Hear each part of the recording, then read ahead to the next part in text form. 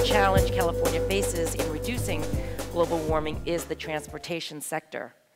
Transportation is California's #1 source for global warming pollution, responsible for approximately 38% of California's emissions in 2004.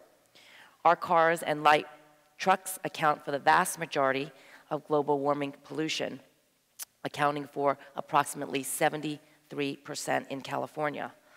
And the number of miles traveled on California highways has grown dramatically, increasing nearly 20% between 1995 and 2005. In addition, our Governor Schwarzenegger has issued an executive order calling for a 10% reduction in carbon emissions from transportation fuels by 2020. And the state has begun developing the regulation as one of the first measures to meet the statewide emissions gap. However, the state has had little success in reducing vehicle transportation.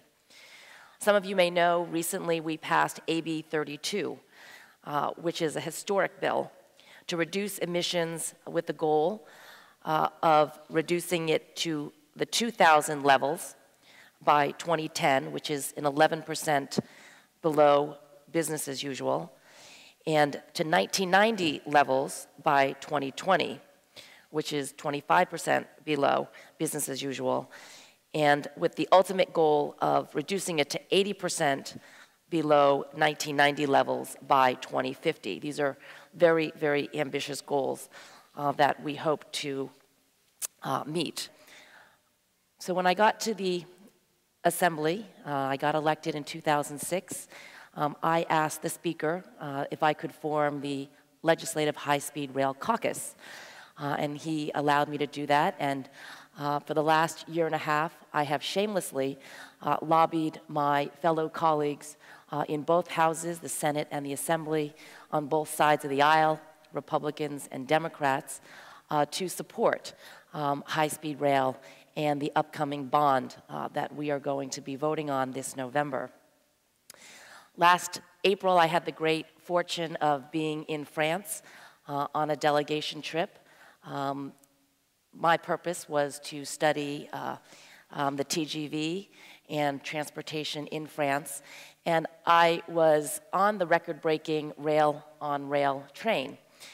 We went 357.2 miles per hour, and instantly my status was elevated, especially in the state, and I was able to push high-speed rail up the priority for California. Since then, I have visited Shanghai and have ridden the maglev train from Shanghai to the airport, and I just recently got back from Japan, where I went to ride the Shinkansen around the great country of Japan. And I am more convinced than ever that California simply cannot wait any longer.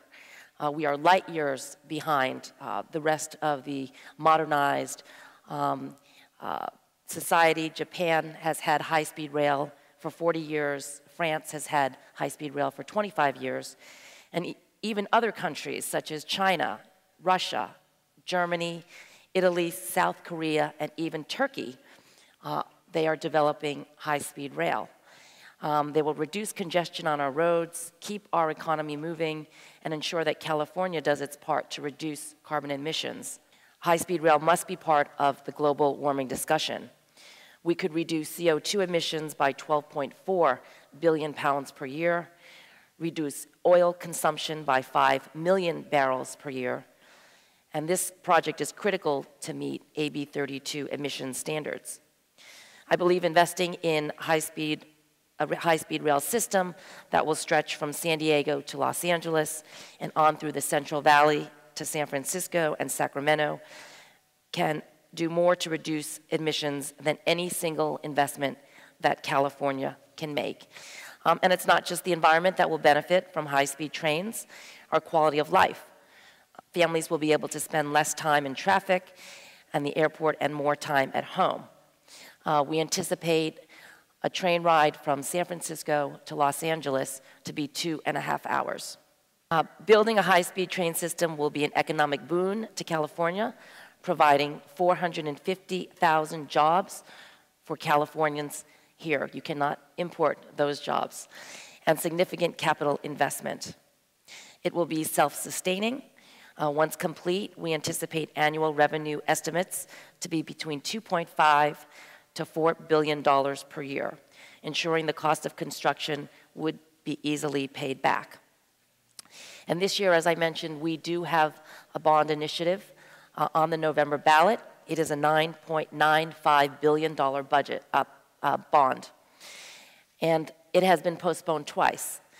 It was supposed to be on the 2004 ballot. It got postponed.